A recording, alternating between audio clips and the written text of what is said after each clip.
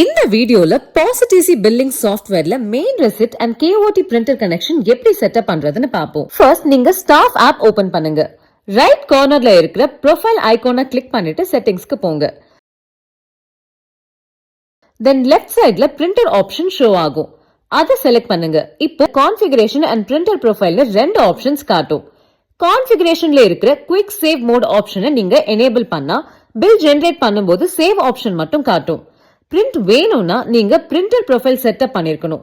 அப்போதான் save and print option வரும். அதுக்கு பிரிண்டர் ப்ரொஃபைல் செக்ஷனுக்கு போய் ரைட்ல இருக்கிற ஆட் நியூ பிரிண்டரை கிளிக் பண்ணுங்க. இப்போ நீங்க பிரிண்டர் நேம் என்டர் பண்ணணும். இந்த பிரிண்டர் நேம உங்க சிஸ்டம்ல இருக்கிற பிரிண்டர்ஸ் அண்ட் ஸ்கேனர் செட்டிங்ஸ்ல இருந்து எடுத்துக்கலாம்.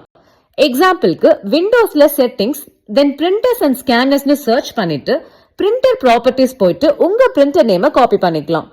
இன்னொரு ஆப்ஷன் என்னன்னா கண்ட்ரோல் பேனல்ல டிவைசஸ் அண்ட் பிரிண்டர்ஸ்ல போயும் உங்க பிரிண்டர் நேம காப்பி பண்ணிக்கலாம்.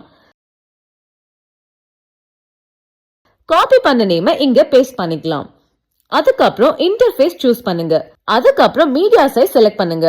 செட்டப் முடிச்சிட்டு இப்போ நீங்க அதை ரூட் பண்ணணும். மெயின் ரெசிப்ட்னு செலக்ட் பண்ணா பில்லிங் ரெசிப்ட் பிரிண்ட் ஆகும். ஒருவேளை நீங்க சேம் பிரிண்டர்ல மெயின் ரெசிப்டும் கேஓடியும் வேணும்னா ரெண்டு ஆப்ஷனும் செலக்ட் பண்ணிட்டு கன்ஃபார்ம் பண்ணுங்க. பட் உங்களுக்கு கேஓடி செப்பரேட் பிரிண்டர்ல வேணும்னா இன்னொரு ப்ரொஃபைல் கிரியேட் பண்ணணும். எப்படின்னா add new printer option click பண்ணி பிரிண்டர் நேம் என்டர் பண்ணிட்டு செட்டப் கம்ப்ளீட் பண்ணுங்க. அப்புறம் அந்த பிரிண்டருக்கு கேஓடி மட்டும் அசைன் பண்ணுங்க. இந்த செட்டப் கேஓடிக்கு மட்டும் யூஸ் ஆகும். நீங்க மொபைல் இல்ல டேப்ல ப்ளூடூத் யூஸ் பண்றீங்கன்னா டிவைஸ் செட்டிங்ஸ்ல ப்ளூடூத் ஆன் பண்ணிட்டு பிரிண்டரை பேர் பண்ணுங்க. பேர் பண்றதுக்கு பின் கேட்கும். யூஸ்வலி 0000 இல்ல 1234 பின் யூஸ் ஆகும். பேர் ஆனதுக்கு அப்புறம் ஆப்ல அவைலபிள் டிவைசஸ்ல பிரிண்டரை செலக்ட் பண்ணிட்டு டெஸ்ட் பிரிண்ட் கொடுத்தா சாம்பிள் பிரிண்ட் வரும்.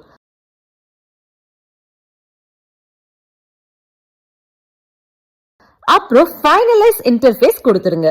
இப்போ உங்க main receipt and KOT printer சக்சஸ்ஃபுல்லா கனெக்ட் ஆகிடும்.